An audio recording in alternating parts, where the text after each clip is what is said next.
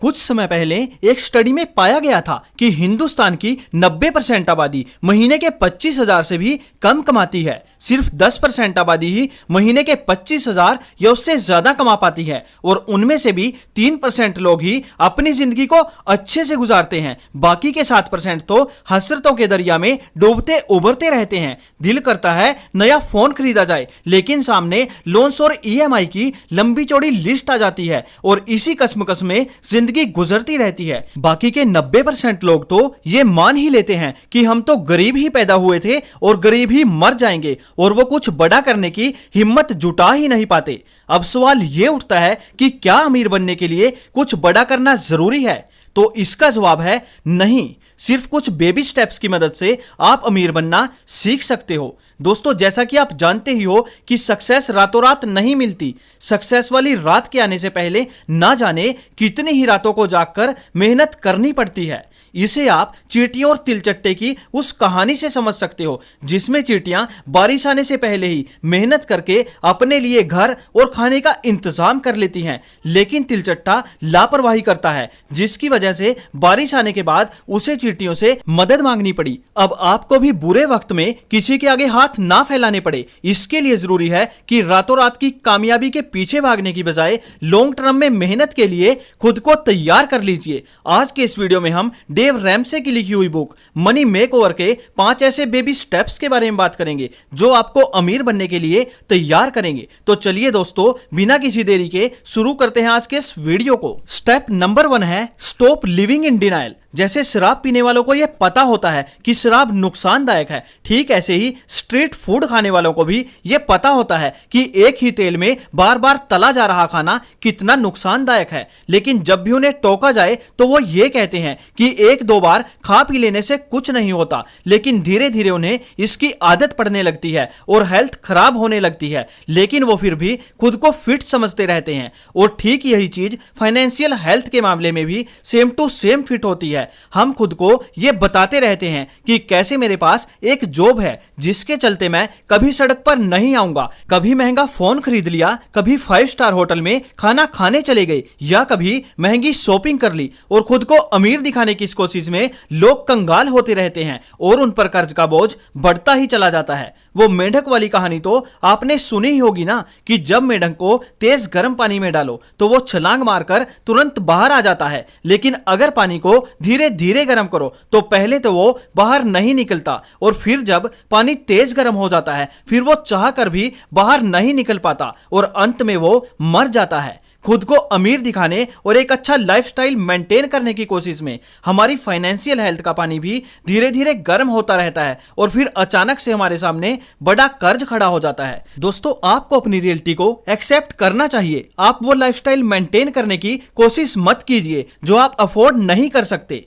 Step number 2 है create an emergency fund. दोस्तों, पहले भी हमने कई वीडियो में इमरजेंसी फंड की बात की है। If anything can go wrong that will definitely go wrong. मतलब अगर कुछ गलत हो सकता है और आप इसके लिए तैयार नहीं हैं तो वो निश्चित रूप से गलत ही होगा। दोस्तों, एक पर्सन है राहुल जिसके पास एक अच्छी जॉब और अच्छी सैलरी है, लेकिन वो जो भी कमाता है उसे वो पार्टीज और फैमिली के छोटे मोटे खर्चों में उड़ा देता है। एक दिन जब राहुल ऑफिस जा रहा होता है तो ड्राइव करते वक्त वो सोचता है कि मेरे पास तो कोई सेविंग्स ही नहीं है, अगर मुझे कुछ हो गया तो मेरी पूरी फैमिली तो रोड पर आ जाएगी। वो ये सोच ही रहा होता है कि उसकी कार का एक्सीडेंट हो जाता है जिसमें उसको काफी ज्यादा चोटें लगती हैं और डॉक्टर उसे 3 महीने का बेड रेस्ट बता देते हैं। अब इतने लंबे समय तक जॉब पर ना जाने की वजह से उसकी जॉब भी चली जाती है और जो थोड़े बहुत पैसे बचे होते हैं वो उसके इलाज में चले जाते हैं। लेकिन बात यही खत्म नहीं होती।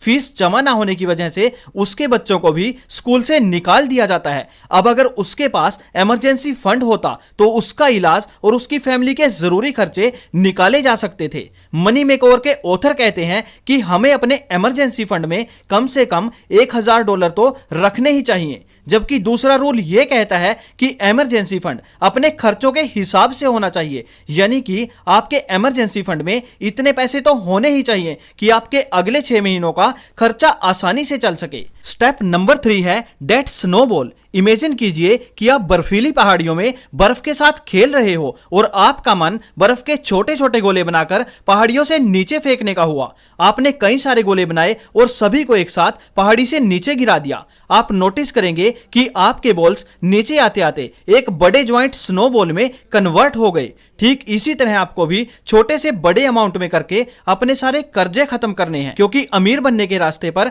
आप तभी तेजी से चल सकोगे जब आपके पैरों में कर्ज की बेड़ियां ना हो। आज की डेट में लोन मिलना बहुत ही आसान हो गया है, जिस पर आपको हाई इंटरेस्ट पे करना पड़ता है और ये इंटरेस्ट का जाल आपको बर्बाद करके ही छोड़ेगा। इसलिए अपने सारे कर्जों को छोटे से बड़े ऑर्डर में लिख लीजिए और सबसे पहले सबसे कम वाले कर्ज को उतारिए। अगर इसके लिए अपनी कुछ ख्वाहिशों को दरकिनार भी करना पड़े तो पीछे मत हटिए। मान लीजिए आपने अपने दोस्त से 10,000 रुपए उधार लिए जो आपको वापिस देने हैं। आपकी सैलरी 30,000 है। हर महीने 6,000 कार की ईएमआई और 4,000 बाइक की ईएमआई जाती है। अब आप एक महीने में ये सब कुछ अफोर्ड नहीं कर पाएंगे, इसलिए आप 10,000 रुपए अपनी ईएमआई में दे दीजिए और इस महीने से किसी सस्ते फ्लैट में शिफ्ट हो जाइए। हर जगह बाइक से जाने की जगह पब्लिक ट्रांसपोर्ट का इस्तेमाल कीजिए और इस तरह से अगर आप महीने के 5,000 रुपए भी बचा लेते हो तो आप 2 महीने में अपने दोस्त का पूरा पैसा वापिस लौटा सकते हो।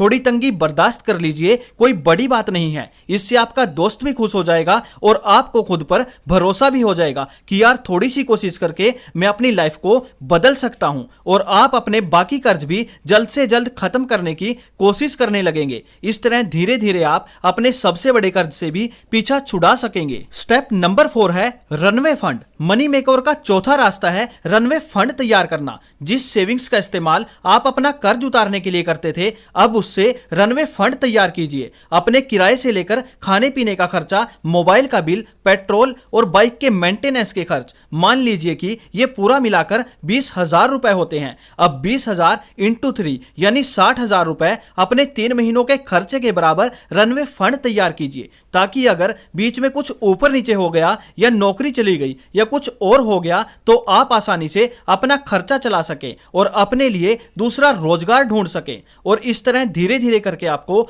12 महीने का रनवे फंड तैयार करना चाहिए। स्टेप नंबर 5 है invest and enjoy your life. अब इन्वेस्ट एंड एंजॉयमेंट का सिलसिला तो तब शुरू होगा ना जब आपकी इन्वेस्टमेंट का रिटर्न आने लगे। तो खूब सारी सेविंग कीजिए और कोशिश कीजिए कि आप अपने लिए कोई अच्छी जॉब यानी बेटर पेइंग जॉब ढूंढ लें, ताकि आप अपनी इनकम का 15% इन्वेस्ट कर सको। यहां ऑथर आपसे ये नहीं कहते कि आप अपनी सारी जिंदगी सेविंग्स करने और कर्ज उतारने में ही लगा दो और एंजॉय ही ना करो। बस ऑथर तो उधारी के पैसे पर ऐश करने से रोकते हैं ताकि आप बर्बाद ना हो जाएं। साथ ही आपको सही रास्ते पर चलकर अपने कमाए हुए पैसे से एंजॉय करने का तरीका बताते हैं। एक बार आपका इन्वेस्टमेंट रिटर्न आपके सेविंग अमाउंट से ज्यादा हो जाए तो फ्रीली एंजॉय कीजिए और खूब ऐश करिए। मनी मेकओवर से मिले ये 5 बेबी स्टेप्स आपको कंगाली और उधारी की जिंदगी से निकालकर इन्वेस्टमेंट और फाइनेंशियल फ्रीडम के रास्ते पर आगे ले जाते हैं। कैसे आप छोटी सी कोशिश करके अपना कर्ज उतार सकते हो और धीरे धीरे छोटी छोटी सेविंग्स आपके बुरे वक्त में